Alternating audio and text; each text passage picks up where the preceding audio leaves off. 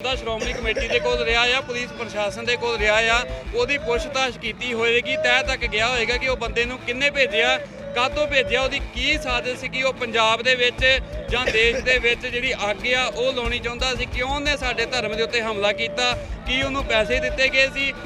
पर जो कुछ भी कल होया आ वो ठीक होया, खालसा रिवायतां अनुसार होया।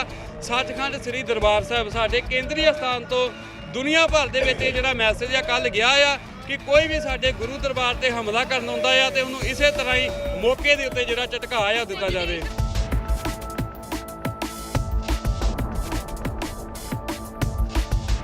समुची सिख जगत नूं भी असीं अपील करदे हां कि 2022 ਦੀਆਂ ਜਿਹੜੀਆਂ ਚੋਣਾਂ ਆ ਉਹ ਆਉਣ ਵਾਲੀਆਂ ਪੰਜਾਬ ਦੇ ਵਿੱਚ ਜਿਹੜੀ ਅੱਗ ਆ ਉਹ ਲਾਈ ਜਾ ਸਕਦੀ ਆ। ਸੋ ਗੁਰੂ ਘਰਾਂ ਦੇ ਜਿਹੜੀ ਪਹਿਰੇਦਾਰੀ ਆ ਉਹ ਕੀਤੀ ਜਾਵੇ ਕਿ ਜਿਹੜੀ ਇੰਡੀਅਨ ਸਟੇਟ ਆ ਉਹ ਵੀ ਇਹਨਾਂ ਦੋਸ਼ੀਆਂ ਨੂੰ ਜਿਹੜੀ ਸਰਪ੍ਰਸਤੀ ਆ, ਜਿਹੜੀ ਸ਼ਹਿ ਆ ਉਹ ਦਿੰਦੀ ਆ ਰਹੀ ਆ। ਪੁਲਿਸ ਪ੍ਰਸ਼ਾਸਨ ਦਾ ਜਾਂ ਇੱਥੋਂ ਦੇ ਨਿਆਂਪਾਲਕਾਂ ਦਾ ਉਹ ਜਿਹੜਾ ਰੋਲ ਜੋ ਹੋਣਾ ਚਾਹੀਦਾ ਸੀ ਉਹ ਨਹੀਂ ਆ। ਸੋ ਇਸੇ ਕਰਕੇ ਖਾਲਸਾ ਰਵਾਇਤਾਂ ਅਨੁਸਾਰ ਜਿਹੜਾ ਸੰਗਤ ਨੂੰ ਆਪ ਹੀ ਇਨਸਾਫ ਕਰਨਾ ਪੈ ਰਿਹਾ ਹੈ। ਸੰਗਤਾਂ ਦਾ ਮੈਂ ਉਹਨਾਂ ਦਾ ਧੰਨਵਾਦ ਕਰਦਾ ਜਿਨ੍ਹਾਂ ਨੇ ਹਿੱਸਾ ਪਾਇਆ ਹੈ ਕਿ ਇਸ ਨੂੰ ਮੌਤ ਦੀ ਘਾਟ ਉਤਾਰਨ ਵਾਸਤੇ। ਪਰ ਜਥੇਦਾਰ ਆਪਣੀ ਸਿਕਿਉਰਿਟੀ ਲੈ ਕੇ ਹਰਪ੍ਰੀਤ ਸਿੰਘ ਜੀ ਸਾਬੋ ਕੀ ਤਲਵੰਡੀ ਬੈਠਾ ਹੈ। ਮੈਨੂੰ ਤੇ ਇੱਥੋਂ ਬੜੀ ਆਪਣੇ ਆਪ ਨੂੰ ਨਮੋਸ਼ੀ ਆ ਰਹੀ ਹੈ ਕਿ ਕੌਮ ਨੂੰ ਤਖਤ ਦਾ ਜਥੇਦਾਰ ਨਹੀਂ ਲੱਭਾ, ਕਿਉਂਕਿ ਦੋ ਤਖਤਾਂ ਦਾ ਇੱਕ ਜਥੇਦਾਰ, ਇੱਕ ਤੋਂ ਦਾ ਫੈਸਲਾ ਹੈ।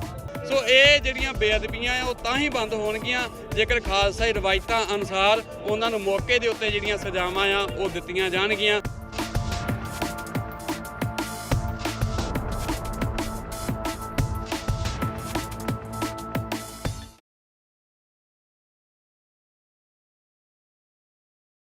ਸਿੱਖਾਂ ਦੀ ਆਸਥਾ ਦਾ ਕੇਂਦਰ ਸੱਚਖੰਡ ਸ੍ਰੀ ਦਰਬਾਰ ਸਾਹਿਬ, ਜਿੱਥੇ ਕਿ ਬੀਤੇ ਦਿਨੀ ਇੱਕ ਨੌਜਵਾਨ ਵੱਲੋਂ ਬੇਅਦਬੀ ਕਰਨ ਦੀ ਕੋਸ਼ਿਸ਼ ਕੀਤੀ ਗਈ, ਜਿਸ ਨੂੰ ਕਿ SGPC ਦੀ ਟਾਸਕ ਫੋਰਸ ਤੇ ਉੱਥੇ ਮੌਜੂਦ ਸੰਗਤ ਨੇ ਕਾਬੂ ਕਰਕੇ ਉਸ ਨਾਲ ਕੁੱਟਮਾਰ ਕੀਤੀ ਤੇ ਉਸ ਦਾ ਸੌਦਾ ਲਗਾ ਦਿੱਤਾ। ਜਿਸ ਤੋਂ ਬਾਅਦ ਬੀਤੀ ਰਾਤ SGPC ਦੇ ਦਫ਼ਤਰ ਦੇ ਬਾਹਰ ਕਾਫੀ ਸਿੱਖ ਸੰਗਤਾਂ ਦਾ ਅਤੇ ਸਿੱਖ ਜਥੇਬੰਦੀਆਂ ਤੇ ਨਿਹੰਗ ਸਿੰਘ ਜਥੇਬੰਦੀਆਂ ਦਾ ਹੰਗਾਮਾ ਵੀ ਜਿਹੜਾ ਦੇਖਣ ਨੂੰ ਮਿਲਿਆ।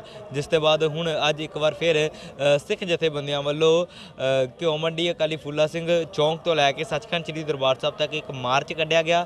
ਤਾਂ ਤਸਵੀਰ ਤੁਹਾਨੂੰ ਉਸ ਮਾਰਚ ਦੀ ਦਿਖਾ ਦਿੰਦੇ ਹਾਂ, ਜਿੱਥੇ ਸ਼੍ਰੋਮਣੀ ਕਮੇਟੀ ਦੇ ਖਿਲਾਫ ਇਹ ਮਾਰਚ ਕੱਢਿਆ ਗਿਆ। ਤਾਂ ਜਿੱਥੇ ਵੱਖ-ਵੱਖ ਸਿੱਖ ਜਥੇਬੰਦੀਆਂ ਦੇ ਆਗੂ ਇਸ ਮਾਰਚ ਦੇ ਵਿੱਚ ਮੌਜੂਦ ਆ। ਤਾਂ 328 ਪਾਵਨ ਸਰੂਪਾਂ ਦਾ ਹਿਸਾਬ ਜਿਹੜਾ ਹੈ ਉਹ SGPC ਤੋਂ ਮੰਗਿਆ ਜਾ ਰਿਹਾ, ਜਿਸ ਦੇ ਚੱਲਦੇ ਜਿਹੜਾ ਮਾਰਚ ਹੈ ਇੱਥੇ ਸਿੱਖ ਜਥੇਬੰਦੀਆਂ ਵੱਲੋਂ ਕੱਢਿਆ ਗਿਆ। ਤਾਂ ਇੱਥੇ ਸ਼ਾਂਤਮਈ ਤਰੀਕੇ ਨਾਲ ਆ ਕੇ ਘੰਟਾ ਘਰ ਕੰਪਲੈਕਸ ਜਾ ਕੇ ਸਤਨਾਮ ਵਾਹਿਗੁਰੂ ਦਾ ਜਾਪ ਵੀ ਇੱਥੇ ਸਿੱਖ ਸੰਗਤ ਵੱਲੋਂ ਕੀਤਾ ਜਾ ਰਿਹਾ। ਤਾਂ ਅਸੀਂ ਕੀ ਕਹਿਣਾ ਹੈ ਇੱਥੇ ਉਹਦੀ ਸਿੱਖ ਜਥੇਬੰਦੀਆਂ ਦੇ ਆਗੂਆਂ ਦਾ, ਅਸੀਂ ਉਹ ਵੀ ਜਾਣ ਲੈਂਦੇ ਹਾਂ। ਵਾਹਿਗੁਰੂ ਜੀ ਕੀ ਫਤਿਹ।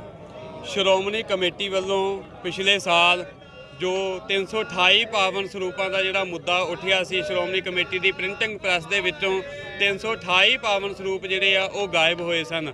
ਉਸ ਸਮੇਂ ਵੀ ਸਿੱਖ ਸੰਗਤਾਂ ਨੇ ਇਹ ਮੋਰਚਾ ਲਾਇਆ ਸੀ, ਸਮੂਹ ਸਿੱਖ ਜਥੇਬੰਦੀਆਂ ਨੇ, ਕਿ ਸੰਗਤਾਂ ਨੂੰ ਦੱਸਿਆ ਜਾਵੇ ਕਿ ਉਹ 328 ਪਾਵਨ ਸਰੂਪ ਕਿਹਨੂੰ ਦਿੱਤੇ, ਕਿਹਦੇ ਕਹਿਣ ਦੇ ਉੱਤੇ ਦਿੱਤੇ ਤੇ ਉਹ ਪਾਵਨ ਸਰੂਪ ਹੁਣ ਕਿਹੜੇ ਹਾਲਾਤਾਂ ਦੇ ਵਿੱਚ ਆ।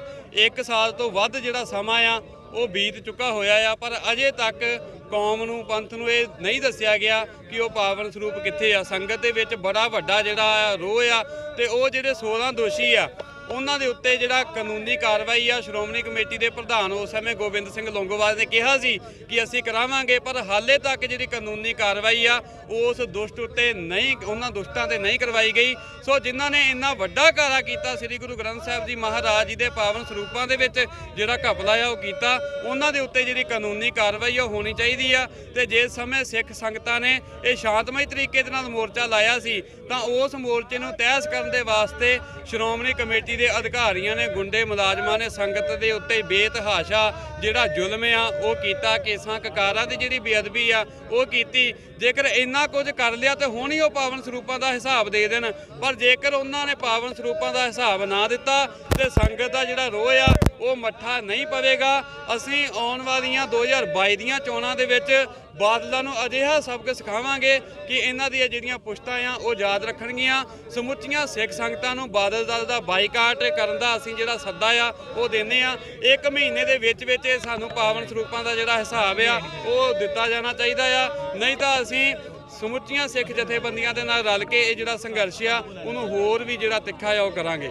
ਲੇਕਿਨ ਲੱਗਦਾ ਨਹੀਂ ਕਿ ਜਿਸ ਵਿਅਕਤੀ ਵੱਲੋਂ ਬੇਅਦਬੀ ਕੱਲ੍ਹ ਕਰਨ ਦੀ ਕੋਸ਼ਿਸ਼ ਕੀਤੀ ਗਈ ਉਹਨੂੰ ਜਿੰਦਾ ਰੱਖਣਾ ਚਾਹੀਦਾ ਸੀਗਾ ਤਾਂ ਜੋ ਕਿ ਪਤਾ ਲੱਗ ਸਕਦਾ ਕਿ ਕਿਸ ਤਰ੍ਹਾਂ ਕਿ ਕੌਣ ਇਹਦੇ ਪਿੱਛੇ ਮਨਸ਼ਾ ਕੀ ਸੀਗੀ ਸਾਰੀ। ਦੇਖੋ ਅੱਗੇ ਵੀ ਜਿਨ੍ਹਾਂ ਦੁਸ਼ਟਾਂ ਨੇ ਬੇਅਦਬੀਆਂ ਕੀਤੀਆਂ ਸਨ ਉਹਨਾਂ ਨੂੰ ਪੁਲਿਸ ਦੇ ਕੋਲ ਫੜਾ ਦਿੱਤਾ ਗਿਆ ਸੀ, ਪਰ ਪੁਲਿਸ ਨੇ ਥੋੜੇ ਦਿਨਾਂ ਬਾਅਦ ਹੀ ਉਹਨਾਂ ਦੁਸ਼ਟਾਂ ਨੂੰ ਮਾਨਸਿਕ ਰੋਗੀ ਕਹਿ ਕੇ ਛੱਡ ਦਿੱਤਾ ਸੀ ਤੇ ਜਾਂ ਉਹਨਾਂ ਦੇ ਉੱਤੇ ਕੇਵਲ 295 ਏ ਧਾਰਾ ਜਿਹੜੀ ਲਗਾਈ ਗਈ ਸੀ ਤੇ ਕੁਝ ਸਮੇਂ ਬਾਅਦ ਹੀ ਉਹ ਦੋਸ਼ੀ ਜ਼ਮਾਨਤਾਂ ਦੇ ਉੱਤੇ ਜਿਹੜੇ ਰਿਹਾ ਹੋ ਕੇ ਤੇ ਸਿੱਖ ਪੰਥ ਨੂੰ ਚਿੜਾਉਂਦੇ ਰਹੇ ਆ। ਪਿਛਲੇ ਜਿਹੜੀ ਬਰਗਾੜੀ ਦੇ ਵਿੱਚ ਬੇਅਦਬੀ ਹੋਈ ਉਹਦੇ ਵਿੱਚ ਸਿਰਸੇ ਵਾਲੇ ਦੋਸ਼ੀ ਦਾ ਜਿਹੜਾ ਹੱਥ ਆ ਉਹ ਨਿਕਲਿਆ ਪਖੰਡੀ ਸਾਧ ਦਾ, ਪਰ ਅੱਜ ਤੱਕ ਪੁਲਿਸ ਪ੍ਰਸ਼ਾਸਨ ਨੇ ਉਸ ਪਖੰਡੀ ਰਾਮ ਰਹੀਮ ਨੂੰ ਜਿਹੜਾ ਹੱਥ ਆ ਉਹ ਨਹੀਂ ਪਾਇਆ ਤੇ ਉਹ ਬਰਗਾੜੀ ਬੇਅਦਬੀ ਕਾਂਡ ਵਾਲੇ ਵੀ ਜਿਹੜੇ ਦੋਸ਼ੀ ਸਨ ਉਹ ਸਾਰੇ ਜ਼ਮਾਨਤਾਂ ਦੇ ਉੱਤੇ ਜਿਹੜੇ ਰਿਹਾ ਆ ਉਹ ਹੋ ਗਏ ਹੋਏ ਆ, ਉਹਨਾਂ ਨੂੰ ਸਿਕਿਉਰਿਟੀਆਂ ਵੀ ਮਿਲ ਚੁੱਕੀਆਂ ਸੀ। ਸੋ ਸਿੱਖ ਪੰਥ ਦੀ ਇੱਕ ਸਾਂਝੀ ਆਵਾਜ਼ ਸੀ, ਇੱਕ ਰੀਝ ਸੀ ਕਿ ਜਿਹੜਾ ਵੀ ਕੋਈ ਬੇਅਦਬੀ ਕਰਨ ਆਵੇ ਉਹਨੂੰ ਮੌਕੇ ਦੇ ਉੱਤੇ ਜਿਹੜਾ ਝਟਕਾਇਆ ਉਹ ਜਾਵੇ ਤੇ ਕੱਲ ਮੌਕੇ ਦੇ ਉੱਤੇ ਹੀ ਉਸ ਦੁਸ਼ਟ ਨੂੰ ਜਿਹੜੀ ਸਜ਼ਾ ਆ ਉਹ ਦਿੱਤੀ ਗਈ। ਇਹਦੇ ਵਿੱਚ ਸਮੁੱਚੀ ਸਿੱਖ ਸੰਗਤ ਦੀ ਜਿਹੜੀ ਪ੍ਰਵਾਨਗੀ ਆ ਉਹ ਮਿਲੀ ਹੋਈ ਆ। ਲੇਕਿਨ ਇੱਕ ਰਾਜ ਬਣ ਕੇ ਨਹੀਂ ਰਹਿ ਗਿਆ ਭਾਜੀ ਇੱਕ, ਕਿਉਂਕਿ ਇਹਦਾ ਅਸਲੀ ਦੋਸ਼ੀਆਂ ਦਾ ਕੌਣ ਸੀ ਪਿੱਛੇ? ਦੇਖੋ ਜਿਨ੍ਹਾਂ ਦਾ ਰਾਜ ਖੁੱਲ ਗਿਆ ਸੀ, ਜਿਹੜੇ ਉਹ ਸਿਰਸੇ ਵਾਲੇ ਨਿਕਲੇ, ਉਹਦੇ ਪਿੱਛੇ ਡੇਰਾ ਪ੍ਰੇਮੀ ਨਿਕਲੇ ਤੇ ਉਹ ਵੀ ਬਾਅਦ ਵਿੱਚ ਜ਼ਮਾਨਤਾਂ ਦੇ ਉੱਤੇ ਰਿਹਾ ਹੋ ਗਏ। ਉਹਨਾਂ ਦੇ ਵਿੱਚ ਬਹੁਤਿਆਂ ਨੂੰ ਸਿਕਿਉਰਿਟੀਆਂ ਮਿਲੀਆਂ ਹੋਈਆਂ ਤੇ ਮਹਿੰਦਰਪਾਲ ਬਿੱਟੂ ਨੂੰ ਆਪ ਸਿੰਘਾਂ ਨੂੰ ਜੇਲ੍ਹ ਦੇ ਵਿੱਚ ਸੋਧਣਾ ਪਿਆ ਸੀ। ਸੋ ਇਹਨੂੰ ਵੀ ਬਾਅਦ ਵਿੱਚ ਜੇਕਰ ਉਹ ਮਾਨਸਿਕ ਰੋਗੀ ਕਹਿ ਦਿੰਦੇ। ਬਾਕੀ ਜਿੱਥੋਂ ਤੱਕ ਗੱਲ ਇਹ ਆ ਕਿ ਰਾਜ ਰੁਕ ਗਿਆ, ਉਹ 1.5-2 ਘੰਟੇ ਬੰਦਾ ਸ਼੍ਰੋਮਣੀ ਕਮੇਟੀ ਦੇ ਕੋਲ ਰਿਹਾ ਆ, ਪੁਲਿਸ ਪ੍ਰਸ਼ਾਸਨ ਦੇ ਕੋਲ ਰਿਹਾ ਆ, ਉਹਦੀ ਪੁੱਛਤਾਛ ਕੀਤੀ ਹੋਏਗੀ, ਤਹਿ ਤੱਕ ਗਿਆ ਹੋਏਗਾ ਕਿ ਉਹ ਬੰਦੇ ਨੂੰ ਕਿੰਨੇ ਭੇਜਿਆ, ਕਾਹਤੋਂ ਭੇਜਿਆ, ਉਹਦੀ ਕੀ ਸਾਜ਼ਿਸ਼ ਸੀ ਕਿ ਉਹ ਪੰਜਾਬ ਦੇ ਵਿੱਚ ਜਾਂ ਦੇਸ਼ ਦੇ ਵਿੱਚ ਜਿਹੜੀ ਅੱਗ ਆ ਉਹ ਲਾਉਣੀ ਚਾਹੁੰਦਾ ਸੀ, ਕਿਉਂ ਉਹਨੇ ਸਾਡੇ ਧਰਮ ਦੇ ਉੱਤੇ ਹਮਲਾ ਕੀਤਾ, ਕੀ ਉਹਨੂੰ ਪੈਸੇ ਦਿੱਤੇ ਗਏ ਸੀ, ਉਹਦੇ ਨਾਲ ਹੋਰ ਕਿੰਨੇ ਕੁ ਬੰਦੇ ਆ, ਕਿੰਨਾ ਕੁ ਵੱਡਾ ਇਹਨਾਂ ਦਾ ਜਿਹੜਾ ਗੈਂਗ ਆ। ਕਿਉਂਕਿ ਹਰ ਮਹੀਨੇ ਕੋਈ ਨਾ ਕੋਈ ਬੇਅਦਬੀ ਦੀ ਜਿਹੜੀ ਖਬਰ ਆ ਉਹ ਸਾਹਮਣੇ ਆ ਜਾਂਦੀ ਆ, ਪਰ ਜੋ ਕੁਝ ਵੀ ਕੱਲ ਹੋਇਆ ਆ ਉਹ ਠੀਕ ਹੋਇਆ, ਖਾਲਸਾਈ ਰਵਾਇਤਾਂ ਅਨੁਸਾਰ ਹੋਇਆ। ਸੱਚਖੰਡ ਸ੍ਰੀ ਦਰਬਾਰ ਸਾਹਿਬ ਸਾਡੇ ਕੇਂਦਰੀ ਸਥਾਨ ਤੋਂ ਦੁਨੀਆ ਭਰ ਦੇ ਵਿੱਚ ਇਹ ਜਿਹੜਾ ਮੈਸੇਜ ਆ ਕੱਲ ਗਿਆ ਆ ਕਿ ਕੋਈ ਵੀ ਸਾਡੇ ਗੁਰੂ ਦਰਬਾਰ ਤੇ ਹਮਲਾ ਕਰਨ ਆਉਂਦਾ ਆ ਤੇ ਉਹਨੂੰ ਇਸੇ ਤਰ੍ਹਾਂ ਹੀ ਮੌਕੇ ਦੇ ਉੱਤੇ ਜਿਹੜਾ ਝਟਕਾ ਆ ਦਿੱਤਾ ਜਾਵੇ। ਇੱਕ ਸਵਾਲ ਇੱਥੇ ਖੜਾ ਹੁੰਦਾ ਹੈ ਕਿ ਜਿਹੜੀ ਪਹਿਲਾਂ ਬੇਅਦਬੀਆਂ ਹੋਈਆਂ ਨੇ ਉਹਨਾਂ ਦੇ ਵੀ ਹਜੇ ਨਤੀਜੇ ਨਿਕਲ ਕੇ ਸਾਹਮਣੇ ਨਹੀਂ ਆਏ ਤੇ ਇੱਕ ਬੇਅਦਬੀ ਹੁਣ ਫੇਰ ਹੋ ਗਈ। ਚੋਣਾਂ ਤੋਂ ਪਹਿਲਾਂ ਬੇਅਦਬੀ ਪਹਿਲਾਂ ਵੀ 2015 ਦੇ ਵਿੱਚ ਹੋਈ ਸੀ, ਹੁਣ ਫੇਰ ਚੋਣਾਂ ਤੋਂ ਪਹਿਲਾਂ ਬੇਅਦਬੀ ਹੋਈ ਹੈ, ਅੱਜ ਵੀ ਹੋਈ। ਦੇਖੋ ਇਹਦੇ ਵਿੱਚ ਸਿਆਸਤ ਬੜੀ ਵੱਡੀ ਕੰਮ ਕਰ ਰਹੀ ਆ। ਸਮੁੱਚੀ ਸਿੱਖ ਜਗਤ ਨੂੰ ਵੀ ਅਸੀਂ ਅਪੀਲ ਕਰਦੇ ਆ ਕਿ 2022 ਦੀਆਂ ਜਿਹੜੀਆਂ ਚੋਣਾਂ ਆ ਉਹ ਆਉਣ ਵਾਲੀਆਂ ਪੰਜਾਬ ਦੇ ਵਿੱਚ ਜਿਹੜੀ ਅੱਗ ਆ ਉਹ ਲਾਈ ਜਾ ਸਕਦੀ ਆ। ਸੋ ਗੁਰੂ ਘਰਾਂ ਦੇ ਜਿਹੜੇ ਪਹਿਰੇਦਾਰੀ ਆ ਉਹ ਕੀਤੀ ਜਾਵੇ। ਸੋ ਇੱਕ ਸਾਜ਼ਿਸ਼ ਨੰਗੀ ਹੋਣੀ ਚਾਹੀਦੀ ਹੈ ਕਿ ਇਹਦੇ ਪਿੱਛੇ ਕਿਹੜੀਆਂ ਤਾਕਤਾਂ ਕੰਮ ਕਰ ਰਹੀਆਂ, ਕਿਹੜੀਆਂ ਏਜੰਸੀਆਂ ਕੰਮ ਕਰ ਰਹੀਆਂ।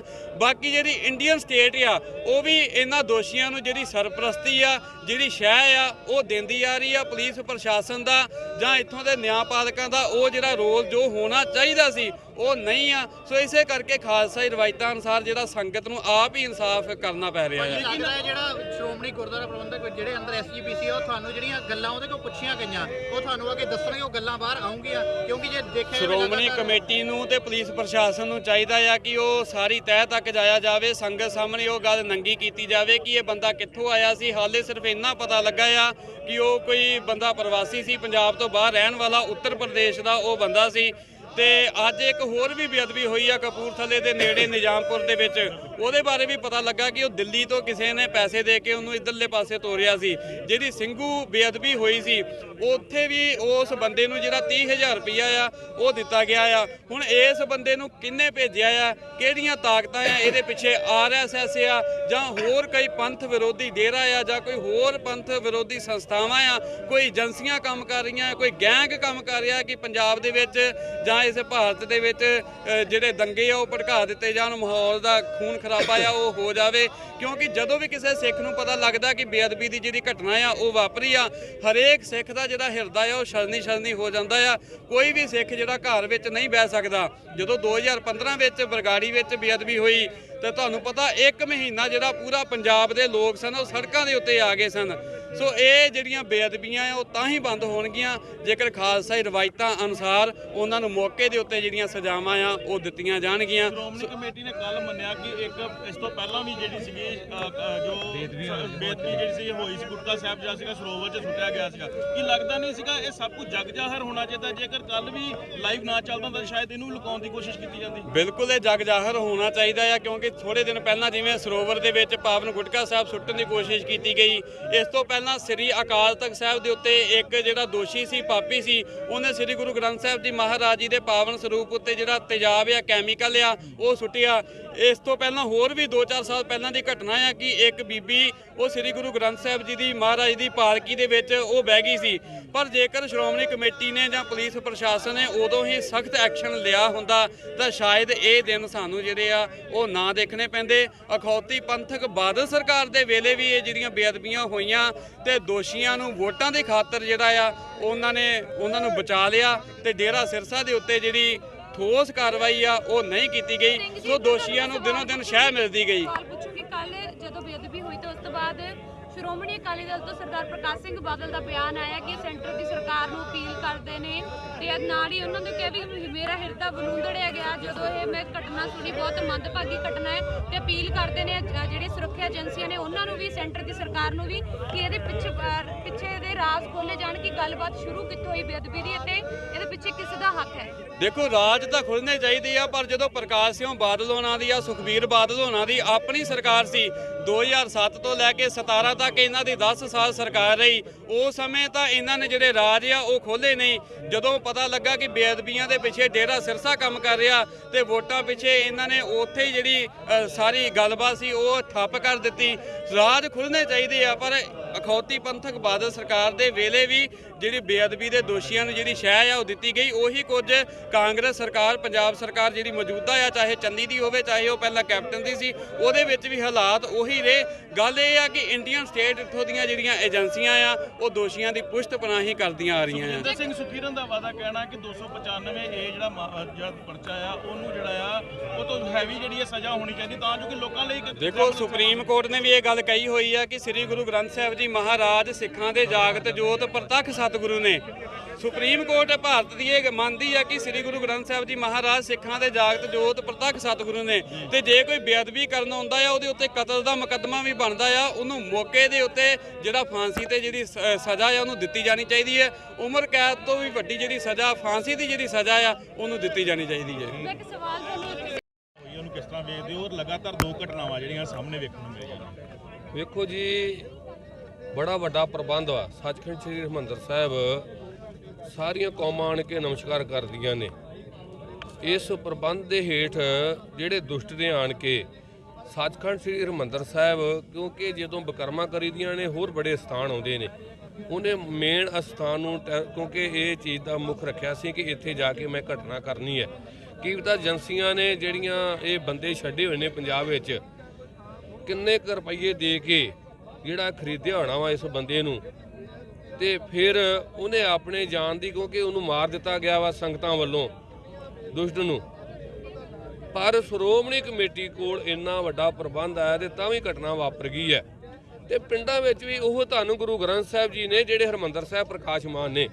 ਮੈਂ ਉੱਥੇ ਇਹ ਗੱਲ ਕਹਿਣਾ ਤਾਂ ਚਾਹੁੰਦਾ ਵਾਂ ਕਿ ਸੰਗਤਾਂ ਸੁਚੇਤ ਹੋ ਜਾਣ।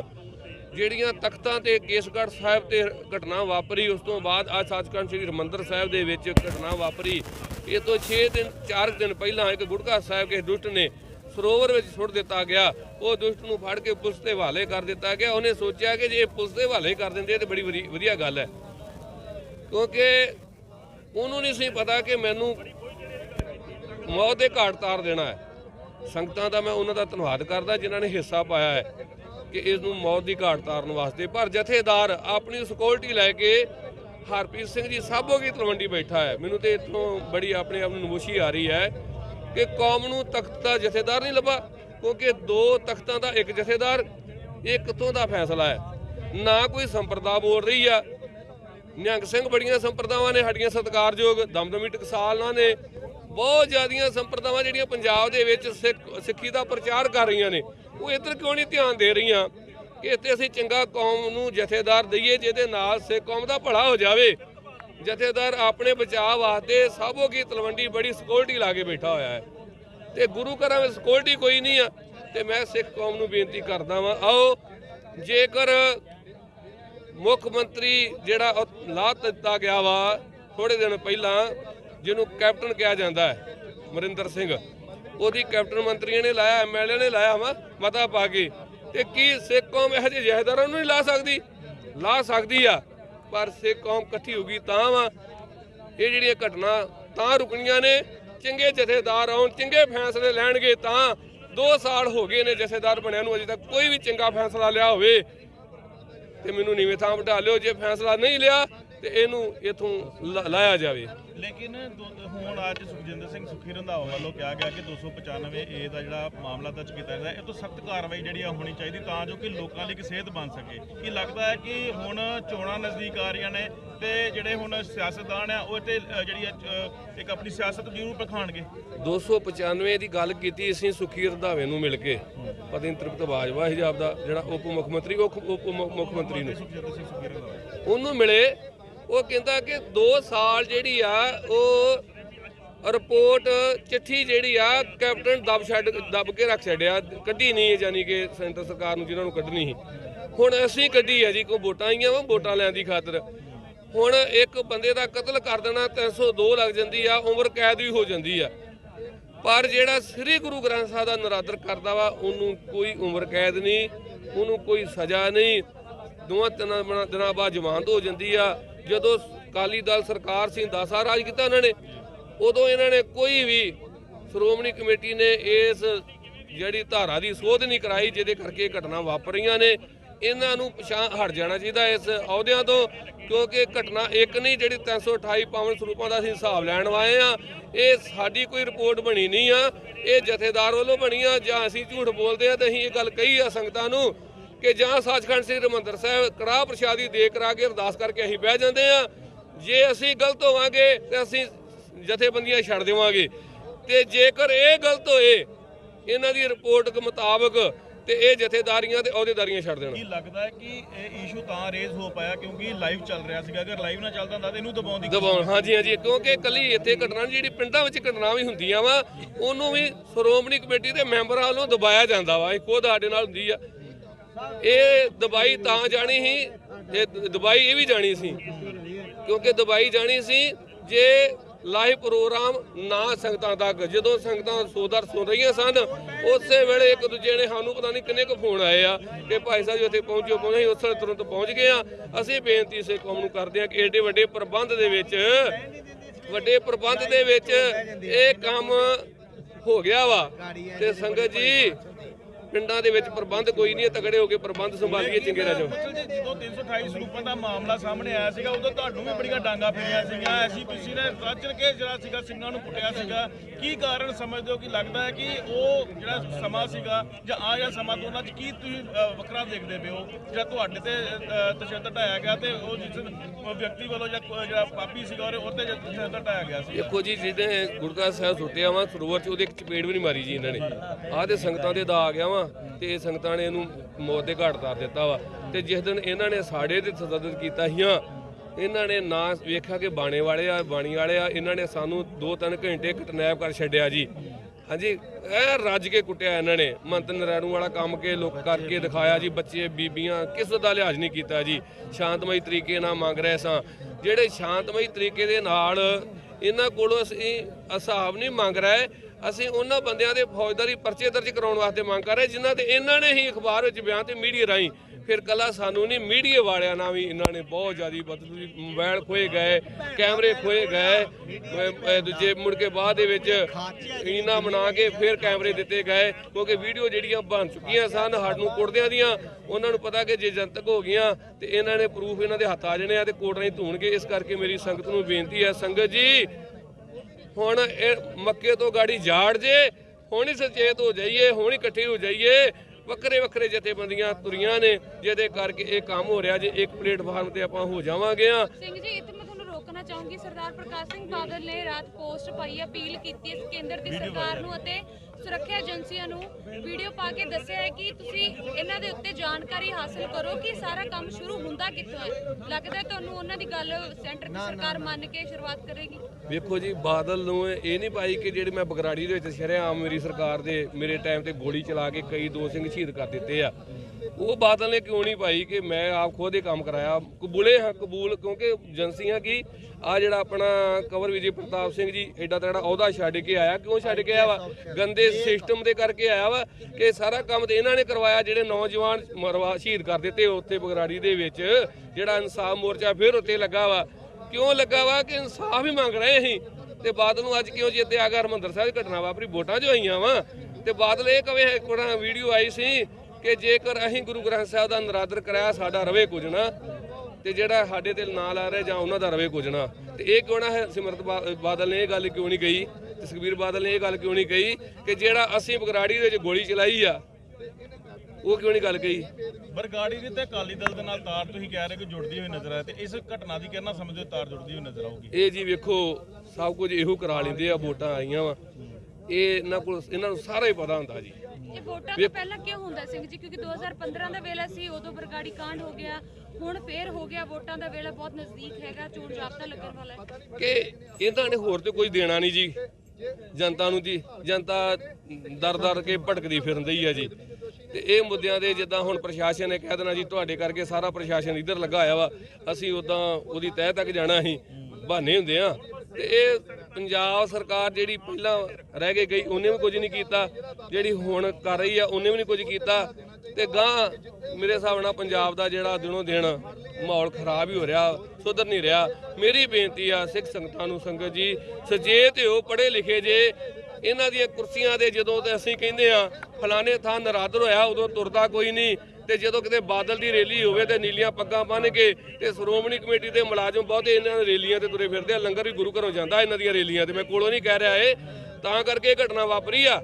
ਜਿੰਨਾ ਵੱਡਾ ਪ੍ਰਬੰਧ ਆ, ਜਿੰਨੇ ਸੇਵਾਦਾਰ ਇਹਨਾਂ ਨੇ ਇੱਥੇ ਲਾਏ ਵਰਸ਼ੇ ਦੇ ਕੇ, ਉਹ ਸਾਰੇ ਤੇ ਹੜੇ ਇਹਨਾਂ ਦੀਆਂ ਰੈਲੀਆਂ ਤੁਰੇ ਫਿਰਦੇ ਆ ਰੌਣਕ ਵਧਾਉਣ ਵਾਸਤੇ ਕਿ ਸਾਡੇ ਨਾਲ ਵਾਹ ਹੁੰਦੀ ਆ। ਝੰਡੇ ਵੀ ਮੈਂ ਕੋਲੋਂ ਨਹੀਂ ਕਹਿ ਰਿਹਾ, ਜਿਹੜੇ ਬਣੇ ਆ ਲਈ ਫਿਰਦੇ ਨੇ ਖੱਟੇ ਰੰਗ ਦੇ, ਉਹ ਵੀ ਜਾਂ ਮੈਂ ਕਹਿ ਨਹੀਂ ਗਿਆ ਇਹਨਾਂ ਦੀ ਪ੍ਰੈਸ ਵਿੱਚੋਂ ਜੇ ਆ ਜਿਹੜੇ ਆਪਣੇ ਚੈਨਲ ਚੱਲਦੇ ਨੇ ਉਹਨਾਂ ਨੂੰ ਪੇ ਇਥੋਂ ਦੇ ਰਿਹਾ ਸ਼੍ਰੋਮਣੀ ਕਮੇਟੀ। ਜੇ ਬੱਸਾਂ ਦਾ ਕੋਈ ਕਾਰੋਬਾਰ ਹੋ ਰਿਹਾ ਬਾਦਲ ਦਾ, ਉਹ ਵੀ ਪੇ ਇਥੋਂ ਦੇ ਰਿਹਾ। ਭਾਵ ਕਿ ਸਾਰਾ ਕੁੱਤੀ ਚੋਰ ਰਲਿਆ ਹੋਇਆ ਵਾ। ਇਹਨਾਂ ਨੂੰ ਆਪਾਂ ਹੁਣ ਪੰਜਾਬ ਦੇ ਚੋਂ ਕੱਢੀਏ, ਚੰਗੇ ਰਹਿ ਜਾਵਾਂਗੇ। ਵਾਹਿਗੁਰੂ ਜੀ ਕਾ ਖਾਲਸਾ, ਵਾਹਿਗੁਰੂ ਜੀ ਕੀ ਫਤਿਹ। ਸਿੱਖ ਜਥੇਬੰਦੀਆਂ ਦੇ ਆਗੂ ਜਿਨ੍ਹਾਂ ਵੱਲੋਂ ਕੀ ਮਾਰਚ ਕੱਢਿਆ ਗਿਆ ਇੱਥੇ ਤੇ ਉੱਥੇ ਹੀ ਐਸਜੀਪੀਸੀ ਦੇ ਖਿਲਾਫ ਰੋਸ ਵੀ ਪ੍ਰਗਟ ਕੀਤਾ ਗਿਆ। ਤਾਂ ਸਿੱਖ ਜਥੇਬੰਦੀਆਂ ਦੇ ਆਗੂਆਂ ਦਾ ਕਹਿਣਾ ਹੈ ਜਿੱਥੇ ਇੱਕ ਪਾਸੇ ਦੇਰ ਰਾਤ ਬੇਦਬੀ ਦੀ ਘਟਨਾ ਹੋਣ ਲੱਗੀ ਸੀ, ਤਾਂ ਜਿੱਥੇ ਐਸਜੀਪੀਸੀ ਦੀ ਟਾਸਕ ਫੋਰਸ ਵੱਲੋਂ ਦਾ ਸੌਦਾ ਲਾ ਦਿੱਤਾ ਗਿਆ, ਉਸ ਦੇ ਨਾਲ ਹੀ 328 ਪਾਵਨ ਸਰੂਪਾਂ ਦਾ ਮਾਮਲਾ ਵੀ ਇੱਕ ਵਾਰ ਫਿਰ ਤੋਂ ਭਖਦਾ ਹੋਇਆ ਨਜ਼ਰ ਆ ਰਿਹਾ ਹੈ। ਅਤੇ ਇਸ ਤੇ ਹੁਣ ਸਿਆਸਤ ਵੀ ਭਖਣੀ ਜਿਹੜੀ ਸ਼ੁਰੂ ਹੋ ਗਈ ਹੈ, ਕਿਉਂਕਿ ਬੀਤੀ ਰਾਤ ਹੀ ਪੰਜਾਬ ਦੇ ਸਾਬਕਾ ਮੁੱਖ ਮੰਤਰੀ ਪ੍ਰਕਾਸ਼ ਸਿੰਘ ਬਾਦਲ ਦਾ ਵੀ ਇਸ ਤੇ ਬਿਆਨ ਆ ਚੁੱਕਾ ਹੈ। ਐਸਜੀਪੀਸੀ ਪ੍ਰਧਾਨ ਐਡਵੋਕੇਟ ਹਰਜਿੰਦਰ ਸਿੰਘ ਧਾਮੀ ਦਾ ਵੀ ਇਸ ਤੇ ਬਿਆਨ ਆ ਚੁੱਕਿਆ। ਤਾਂ ਅੱਜ ਪੰਜਾਬ ਦੇ ਡਿਪਟੀ ਮੁੱਖ ਮੰਤਰੀ ਸੁਖਜਿੰਦਰ ਸਿੰਘ ਸੁਖੀ ਰੰਧਾਵਾ ਵੀ ਆਏ, ਤਾਂ ਉਹਨਾਂ ਨੇ ਵੀ ਧਾਰਾ 295 ਤੇ ਕਈ ਤਰ੍ਹਾਂ ਦੇ ਸਵਾਲ ਚੁੱਕੇ। ਅਤੇ ਤੁਹਾਨੂੰ ਦੱਸ ਦਈਏ ਕਿ ਬੇਅਦਬੀ ਦੀਆਂ ਘਟਨਾਵਾਂ ਜਿਹੜੀਆਂ ਜਦੋਂ ਵੀ ਪੰਜਾਬ 'ਚ ਚੁਣਾਵ ਦਾ ਦੌਰ ਆਉਂਦਾ ਹੈ ਉਦੋਂ ਹੀ ਜ਼ਿਆਦਾਤਰ ਹੁੰਦੀਆਂ। 2015 ਵਿੱਚ ਵੀ ਬੇਅਦਬੀ ਦੀ ਘਟਨਾ ਹੋਈ ਸੀ ਜਿਹੜੀ ਕਾਫੀ ਚਰਚਾ 'ਚ ਸੀ। ਤਾਂ ਹੁਣ ਇੱਕ ਵਾਰ ਫਿਰ ਬੇਅਦਬੀ ਦੀ ਘਟਨਾ ਜਿਹੜੀ ਹੋਣ ਲੱਗੀ ਸੀ, ਜਿਸ ਤੋਂ ਬਾਅਦ ਸਿੱਖ ਜਥੇਬੰਦੀਆਂ ਦਾ ਗੁੱਸਾ ਫਿਰ 7ਵੇਂ ਆਸਮਾਨ ਤੇ ਦਿਖਾਈ ਦੇ ਰਿਹਾ ਹੈ। ਕੈਮਰਾਮੈਨ ਪ੍ਰਦੀਪ ਦੇ ਨਾਲ ਮੁਕੇਸ਼ ਮਹਿਰਾ, ਸੁਰਖਾਬ ਟੀਵੀ, ਅੰਮ੍ਰਿਤਸਰ।